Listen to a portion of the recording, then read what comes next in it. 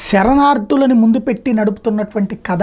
చాలా దేశాలలో ఇలా శరణార్థులుగా వచ్చినటువంటి వాళ్ళని ఎందుకు అలౌ చేస్తున్నాయి పార్టీలు లేదా ప్రభుత్వాలు అంటే ఇప్పుడు కొత్త చర్చ తెర మీదకి వస్తుంది. ఇలా శరణార్థులుగా వచ్చినటువంటి వాళ్ళని ఆ దేశంలో బ్రతకడానికి అవకాశం ఇవ్వడం ఒక ఎత్తు అయితే, ఈ అవకాశం ఇచ్చేటటువంటి సందర్భంలోనే అసలు కథ జరుగుతోంది. వాళ్ళకి ఓటు హక్కు లభిస్తోంది. అట్లాంటి శరణార్థుల ఓటు బ్యాంక్ ఒకటి ఫిక్స్ అవుతోంది.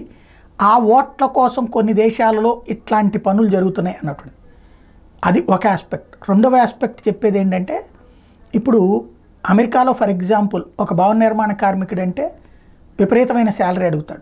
అక్కడ ఏ పనికి కావాలన్నా లోకల్ వాళ్ళంటే విపరీతమైన శాలరీ అడుగుతాడు. పెట్రోల్ బంకులో పనిచేయాలన్నా, షాపుల్లో పనిచేయాలన్నా, సూపర్ బజార్లో పనిచేయాలన్నా. అందుకని మన వాళ్ళకి ఎందుకు అవకాశాలు వస్తున్నాయి? మనోళ్ళు కొంచెం తక్కువ రేటుకి పనిచేస్తారు. వాళ్ళ రేట్లో తక్కువ రేటుకి ఇండియాలో షాపుల్లో, ఇండియాలో షాపింగ్ మాల్లో, ఇండియా పెట్రోల్ బంకుల్లో ఇచ్చేదానికంటే ఎక్కువ. అలాగే టాయిలెట్ల క్లీనింగ్ ఇట్లాంటివన్నీ కూడా. అదే విదేశీయులు ఇట్లాగ శరణార్థులుగా వచ్చిన వాళ్ళు అయితే ఎంతో కొంత సంపాదించుకోవాలనుకుంటారు కాబట్టి వాళ్ళు అట్లాంటి పనులు చేస్తున్నారు.